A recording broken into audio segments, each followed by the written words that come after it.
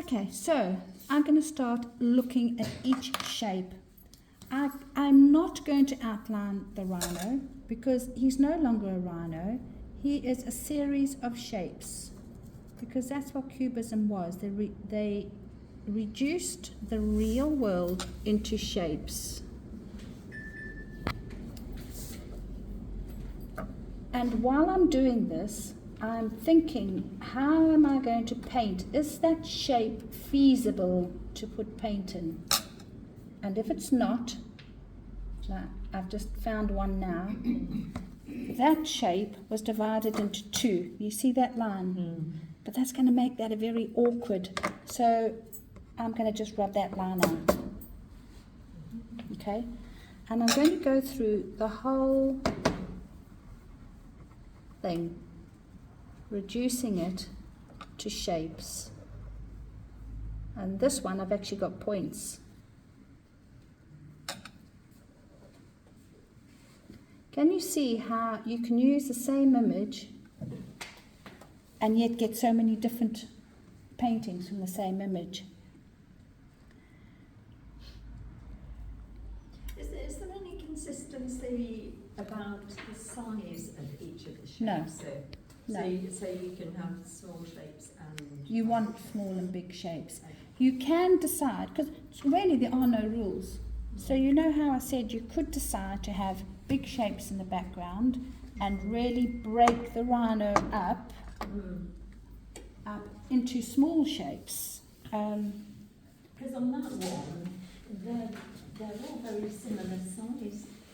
Yeah, that was shapes. That was the first one I did. I don't say it's wrong.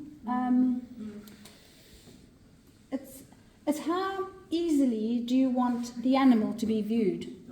The more shapes you break the animal up into, I'm looking for a picture. Okay, so this was somebody it's not Julie, who's always ahead of the game. And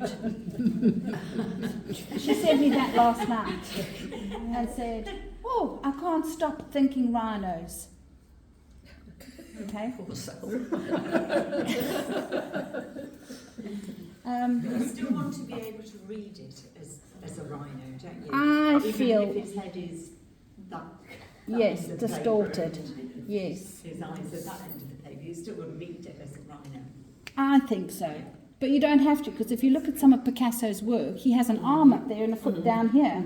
You know, you could, if you wanted to, take that head and put another one over here.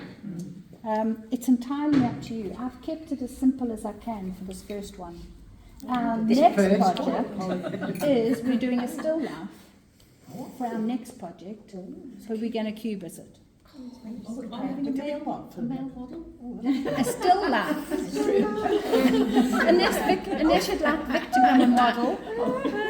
Just remember this has been recorded. So that is...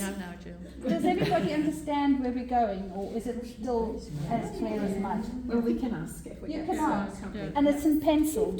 I think it's quite nice, Sue, sitting here. I'm just seeing shapes. I'm not seeing your rhino at Yeah. all. And that's sort of clicking. Is that clicking? Yeah. So you can see how, like on this one, this horn, you'll see if you look at the original, how much bigger it is. And I'm just outlining the shape.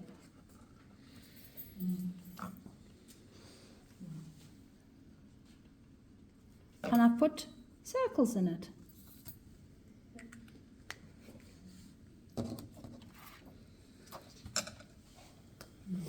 I also have a moon. How are you going to get that now? Are you going to trace that onto... Yeah. Yeah, you are. Those with a light box are at an advantage. Those without a light box will have to use trace down. Or a window. Unless you've got a window. Or you can use Window. If you stick it on the window. If you have a window and you have a nice sunny day, you would take there and there. No, it's using me anyway. Sorry? I take it. Drawers vertical. I will take it off.